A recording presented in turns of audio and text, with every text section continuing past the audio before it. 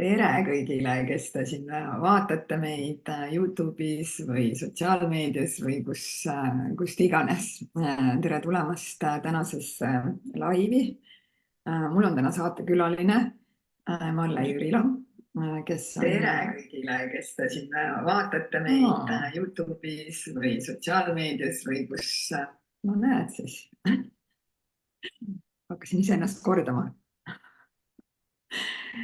Mul on täna külaline minu armas kolleeg Malle Jürilo, kes on siis rännakupraktik ja tema tegeleb ka meil noortega, veab noorte selliseid enesearengugruppe, et toetada neid nende väljakutsetes ja iseenda sees toimuvate kriiside lahendamisel.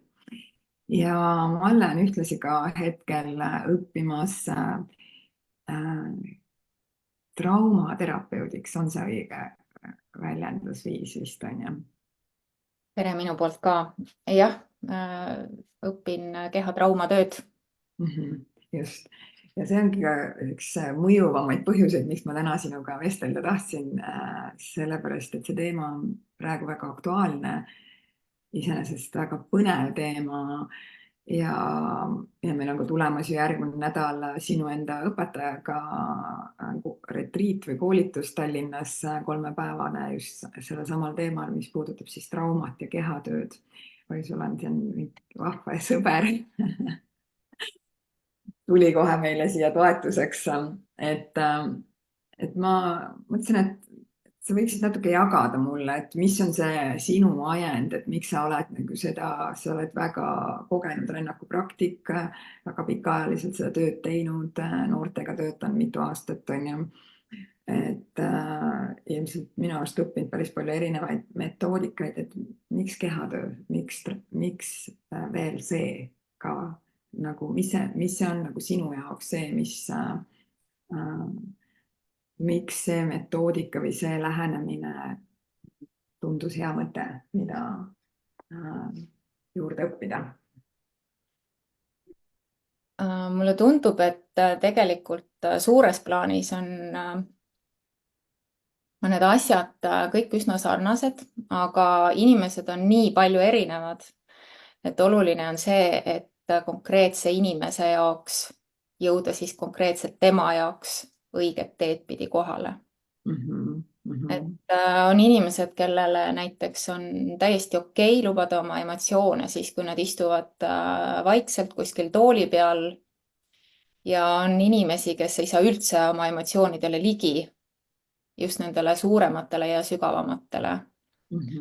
Et nende jaoks on jälle väga hea võimalus see, et kui kasutada siis mingisuguseid muid viise. On see siis liigutamine, raputamine, hingamine või veel mingisugused muud erinevad asjad. Et ma näen seda, et kehast on meile tegelikult väga-väga suur abi, aga see, mida me ei tee, on see, et me lihtsalt ei kuula oma keha. Et kuskil koolis ei ole meile õpetatud seda, et märka nüüd, mis aistingud keha sees on, pane tähele, mis emotsioon see on või kuidas neid emotsioone üleüldse ära tunda. Et mis on hästi tavaline emotsioonide puhul on see, et me tunneme, et kuskilt midagi ebamugavat hakkab tulema, paneme omale seina ette ja siis siit midagi tuleb, sein on ees ja siis paneme vastu ja kannatame selle käes, et aga see ei vii meid liiga kaugele. Oluline on see, et õppida oma kehaga koostööd tegema.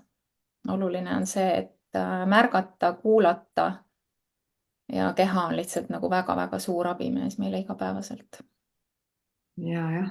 Niimoodi nagu mõelda, et keha on meile abimees, tundub nagu huvitav mõte, et kui paljud meist siis nagu tegelikult mõtlevad niimoodi, et keha lihtsalt on midagi, millega ma siin eksisteerin ju.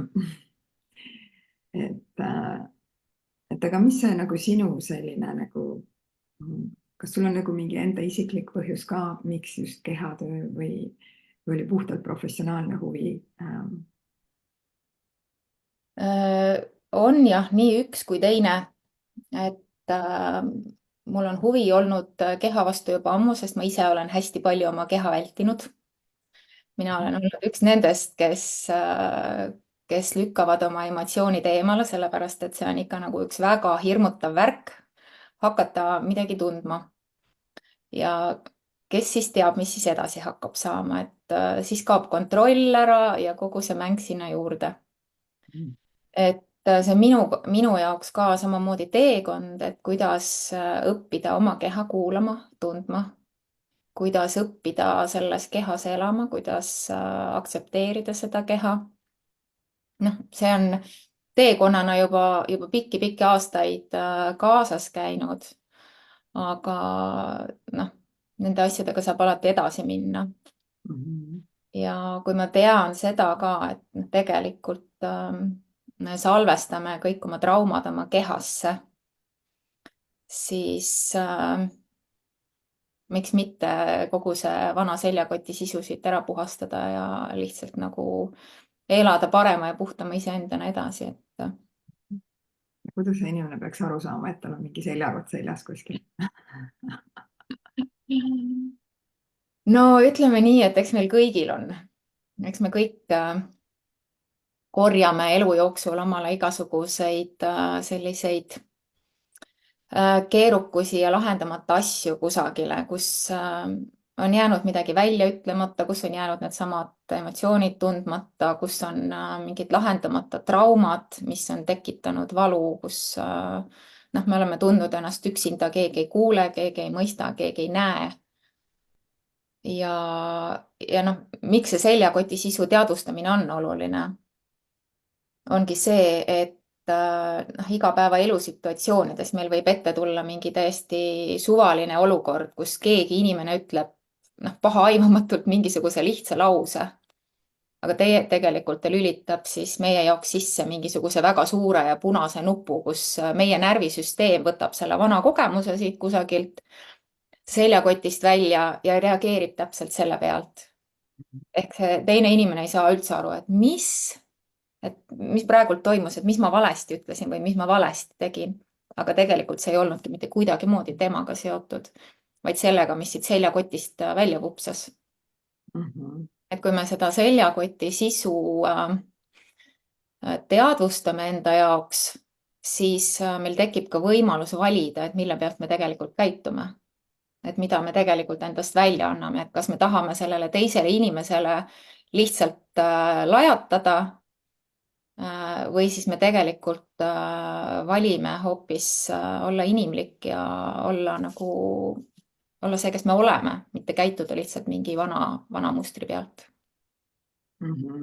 Nojah, see on väga tihti inimesed ütlevad seda, et ma ei saanud mitte midagi teha, lihtsalt tuli, tuleb lihtsalt, ma ei suuda ennast kontrollida, et see ei ole minu võimuses.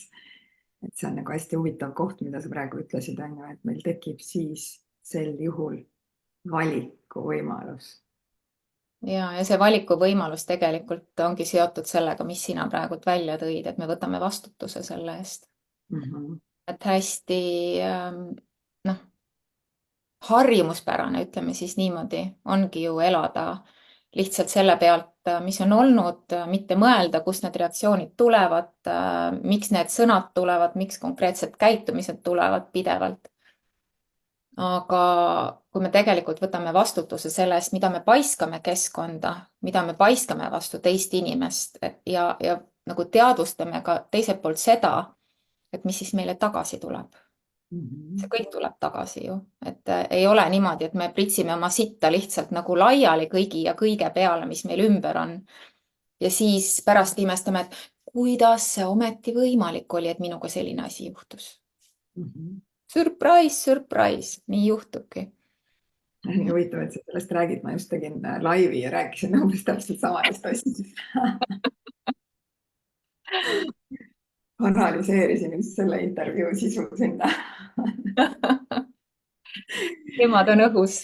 Ja, aga vaata, mõne inimese jaoks võib tunduda see praegu, mida sa jagad, see vastutus ja võib-olla tunda ennast isegi nagu, et see tundub hirmutav, vaata. Et kui ma ei saa aru tegelikult, mida ma tegema pean, siis need mõtted tunduvad tegelikult hirmutavad. Okei, ma näen küll, et ma käitun ja reageerin ja teen asju, on ju, aga kui ma ei oska midagi nendega peale hakata, siis võib mind isegi lausa vihaseks ajada siin seda kuulata praegu seda, noh, et nagu, et mida ma siis teen, on ju, sest teatud mõttes kõik annavad ju endast parima vastavalt selle teadlikkusega, mis meil on parajasti. Mis võiksid olla nagu sellised esimesed sammud inimese jaoks, kes võib-olla ei ole veel nagu, kes on hästi tugevalt reageerimises kõigele, mis elus toimub ja justkui ei suuda midagi teha nendes reaktsioonides, ei ole oma üldse mingit kontrolli. Mina võin öelda, et mul ei ole, ma ei saaks öelda, et ma olen 100% suudan nagu mitte reageerida, nagu kaugel sellest. Aga mida ma näen, on see, et ma nagu märkan neid kohtasid, ma olen teadlik sellest, et ma praegu panin üle ja ma ei suutnud ennast tagasi hoida, aga ma olen hästi teadlik sellest, et ma saan aru, et mina olin see, kes praegu üle pani.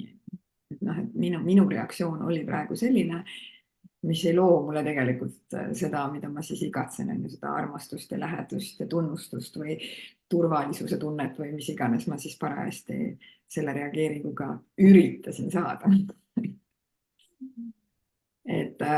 Aga mis võiksid olla need esimesed sammud inimese jaoks, kes on võib-olla jännis endaga, tunneb, et noh, väga paljud inimesed räägivad tänapäeval sellest, et neil on tohutu ärevus, on ju.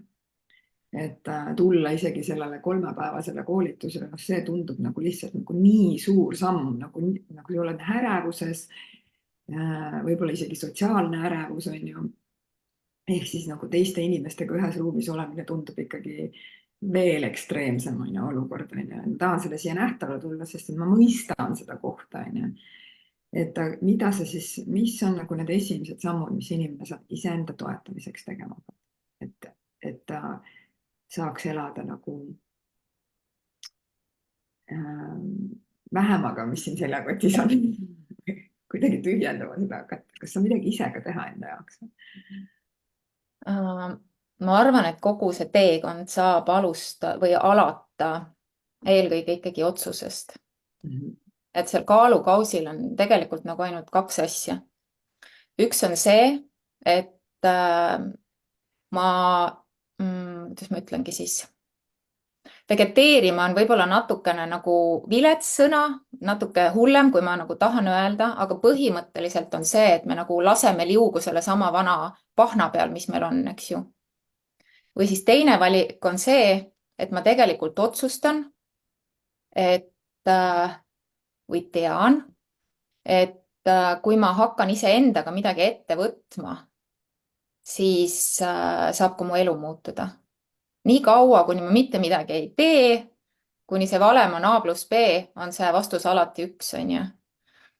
Et nii kaua, kuni me ei tee muutust iseendaga, nii kaua mitte midagi ei juhtu, see on kindlamast kindlam. Ehk kõige all saab olla see otsus, et ma tegelikult tahan elada teise kvaliteediga elu.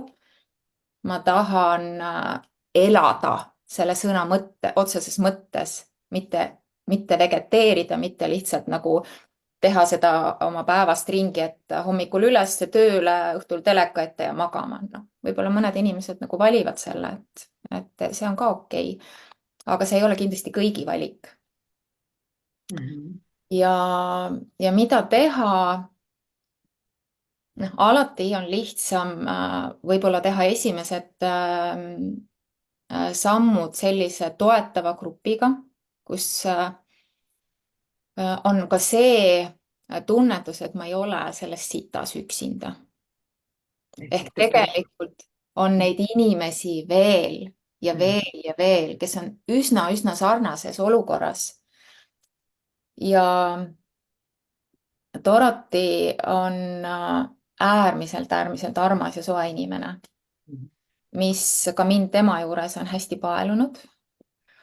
Ja lisaks Dorothyle on meil ka nagu väga hea treenerite tiim, kes päriselt hoiab ruumi, kes päriselt on olemas iga ühe jaoks, kes vajab seda tuge, kes tõstab käe üles ja ütleb, et mul on abi vaja.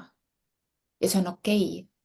Täiesti okei öelda, et mul on abi vaja, et ma ei saa praegult sellest grupist toime üksinda. ja me oleme olemas. Et need asjad või need praktikad, kogu see programm, mida ta siis läbi teeb, et see aitab tegelikult nagu äärmiselt lihtsalt jõuda äärmiselt sügavale. Et kui enda sees on olemas see kutse, et ma tahan välja sellest kohast, kus ma olen praegult, siis on see nagu päriselt üli-ülihea võimalus. jah, see on ju selles suhtes see metoodika või tema lähenemine on tõesti nagu nii lihtne, et ta on isegi öelnud, et kui teil on noored 13-aastasest saadik, tegelikult on väga teretulnud isegi julgust, et tulla perekonniti sinna, et see on nagu väga suur võimalus nagu perekonniti terveneda, jõuda lähedasemaks üksteisega, onju. et, et tõesti, kui see meetod sobib ka teismelistele, siis see ei ole mitte midagi keerulist. Ja see on turvaline. Ja mulle hästi meeldis see mõte, mis sa ütlesid, et tõepoolest on ju jah, et gruppi või siis sellisesse kohta, kus on ka teised inimesed, et sa ei pusi kuskil üksi või üks-ühele teraapias, sest et sina ei julge grupis tööd teha või sulle ei meeldi grupis tööd teha. Aga see grupi element tõesti annab selle tunde, et me tegelikult ei ole üksi siin maailmas, on ju, et kõik on omal moel mingite väljakutsetega siin ja püüavad selle lahendust leida. Ja vahest võib see tunduda, kui me seal kuskil sita sees istume või mingisuguses kriisis oleme, et nagu kõigil teistel on nii hästi ja minul on pekkis, on ju. Ja noh, kogu see sotsiaalmeedia ja kogu see elu toetab seda kuvandit, et kõigil on väga hästi, et vaadake, kui ilusad pildid ja vaadake, kui ilus elu on ju, teadmata tegelikult, mis seal taga on. Just. Ja et mul eile käis ka üks klient, kellega ma tegin just sedasama keha traumatööd. Ja see oli lihtsalt nagu sõnul seletamatult ilus kogemus. Ta ütles, et ta päriselt esimest korda tundis, et ta on kuuldud, et ta on nähtud. Et see oli nagu, võttis mind ennast nagu sügavalt nagu sisse ja välja hingama, et nähes seda, millisest nagu transformatsioonist inimene läbi käis, et see oli nagu üliäge. Ja noh, seda seal seminaril juhtub ikkagi nagu palju-palju. Seal on see element ka, et mulle tundub, et see grupi energia loob ka veel mingisuguse nagu selle veelgi võimsamalt selle portaali tervenemiseks nii-öelda nagu on ju, või vabaks saamiseks, et jah. Et see on tegelikult nagu üliäge töö, et noh, just sellepärast, et me korjame neid traumasid omale kehasse. Et noh, kui me loomi vaatame, siis kui see gasell jookseb lõvi eest ära, siis kui ta sealt pääseb, mis ta teeb? Raputab ennast tühjaks sellest jamast, mis tal sinna kehasse tekkis. Aga noh. Meie püüame ennast kokku võtta ja kokku pakkida ja kuidagi sellega hakkama nüüd saada, et me oleme traumeeritud. Ei tule selle pealegi, et oot-oot, et see ei käi niipidi. Ja siis lähedased veel ütlevad, üritades toetada, et ole nüüd tubli ja võta ennast kokku ja no, tee nüüd asjad ära ja noh, nagu push ivad veel sinna otsa, tegelikult aru saamata, et no, see ei ole see koht, eks ju. See lihtsalt mätsib selle kinni niimoodi. Just. Jah, okei. Väga äge. No mina igatahes ootan juba väga seda järgmise nädalavahetuse sündmust ja seda koosloomist ja nüüd mul on ülihea meel, et ka sina oled sinna tulemas. Ja kui sina, kes sa seda vaatad, et tunned, et tahaks ka seda muutust, siis palun, see võimalus on sul olemas. Järgmine nädalavahetus Tallinnas Euroopa hotellis me koguneme, loome võimsalt sellise toetava ja hoidva ja turvalise ruumi sinu jaoks seal. Ja sa saad samm-sammult iseendale lähemale tulla ja seda seljakotti tühjendama hakata koos meiega. Et see saab olema väga ilus, hästi õrn, samas sügav ja tugev ja mänguline, vabastav, et eelmisel korral tõesti seda, mida inimesed jagasid, oligi nagu see, et issand, ebareaalne, kui lihtne, kui ilus, kui ehe, kui loomulik tegelikult tervendustöö on. Et, see keerukus, mida me endale ette kujutame, on tegelikult kõik meie enda peas loodud, on ju. Ja see oskus tulla koju ja sellesse alguspunkti, mis siin see inimkogemuse alguspunkt on siis kehas toimuv, on ju, sest see sõiduk on meiega siin kogu seda kogemust ammutamas nii-öelda või salvestamas. Et see on portaal. Meie keha on portaal selle juurde, mida me igatseme. Ja siis, aga kui see portaal on ummistunud kõigest sellest vanast valust, siis me tunneme elus ikkagi kogu aeg seda, et nagu midagi seisaks ees selle täieliku vabaduse õnne ees. Sest me enda see sõiduvahend või portaal on lihtsalt ummistunud ja palub meile heitlikult tegelikult meid, et me vabastaksime, me ei kannaks seda minevikku endaga kaasas ja selle tõttu tegelikult ei pingestaks ja väriseks kogu aeg selle tuleviku pärast, on ju. Sest muretseme kogu aeg tuleviku pärast, mitte selle pärast, mis praegu toimub, vaid tegelikult selle pärast, et meil on kogu see pagas ja info, et mul oli mingi sarnane kogemus, midagi meenutab mulle seda ja kõik läks siis väga halvasti ja nüüd sul on väga palju põhjust muretseda ja hirmul olla, on ju. Kuigi võib-olla see praegune olukord enamasti ei ole üldse nii ohtlik, on ju. Ja see põhjustab väga palju seda, et me ei olegi kohal siin päriselt kogemas seda rõõmu ja õnne. Ainukene koht, kus me seda kogeda saame. Ja tõesti, see kehatöö toob selle sellise maandumise siia, avanemise, võimaluse vabaks lasta ja uue elujõu ja sellise sisemise vabadusega oma elus edasi liikuda. Jah, mis see? Ja tahtsin ka veel seda öelda, et kui me teadvustame seda seljakoti sisu, siis me pääseme sellest lapse käitumisest, mida me tegelikult siia ellu toome, et meil on see võimalus, see valik käituda praegult selle täiskasvanuna, kes me siin hetkel praegult oleme, mitte selle haiget saanuna, kes me olime, ma ei tea, 20 aastat tagasi, 40 aastat tagasi või veel mis iganes aeg tagasi. Sa mõtled siis seda, et me oleme tihti käitume praegu niimoodi nagu väikesed lapsed või teismelised ehk need reaktsioonid. Me oleme justkui nagu täiskasvanute kehadega, oleme justkui täiskasvanud, aga tegelikult oleme kõik täiskasvanute kehadega ringi liikuvad väikesed haavatud lapsed. Umbes nii. Solvunud lapsed või haiget saanud lapsed või hirmul lapsed või ühesõnaga protestivad, mässulised, vihased lapsed. Milline on sinu laps seal sees? Ja tegelikult on see kutse meis kõigis olemas, et nagu elada tervena, elada õnnelikuna. On, ja. Ja seda tahtsin ka veel öelda, sa küll mainisid, et kogu see kehatöö on äärmiselt õrn ja hoidev ja selline, kus on lihtsalt olemas see ruum igaühel omas tempos avaneda nii, nagu tema jaoks on sobiv.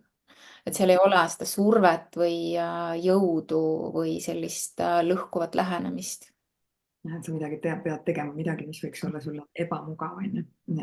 Ja vahel on nendest ebamugavustest vaja mööda ja läbi minna, aga sa tead, et sa oled igal juhul hoitud selles ja keegi ei sunni ja ei survesta sind, sa lähed sealt omas tempos läbi, nii nagu sinu jaoks on hoidev ja nagu terve. Et seda ma tahtsin veel öelda lõppu, et äärmiselt õrn. Äärmiselt õrn. Õrnuse meistriklass on meil tulemas järgmine nädalavahetus. Okei, aitäh sulle, Malle, selle jagamise eest ja nende mõttekäikude eest ja kui sina, kes sa vaatasid, tundsid, et see on kuidagi oluline informatsioon ja inspireeris sind, siis võta see hetk, et jaga seda videot mõne lähedasega, kellel võib-olla on seda toetust praegu vaja, jaga seda sündmust, mis järgmine nädal on tulemas inimestega, kes võib-olla on kimpus iseendaga, vajavad seda toetust, on traumeeritud võib-olla. Muidugi ei tasu kunagi kellelegi öelda, et on traumeeritud. aga et kui sa näed, et seda toetust on tegelikult inimestel vaja, kui sina tunned, et see pakkus sulle väärtust, siis võta hetk ja jaga seda ja jaga ka siin all omapoolseid võib-olla küsimusi, mis sul seoses sellega on, mida me jagasime, võib-olla selle sündmusega seoses või siis lihtsalt tagasisidena, et mis sa siit endaga kaasa võtad täna. Suur aitäh sulle, Molle, jagama tulemise eest ja jagamise eest ja aitäh sulle, vaataja, et sa siin olid ja võtsid selle hetke meiega koos ja järgmiste kordadeni. Aitäh teile. Aitäh, imelist päeva!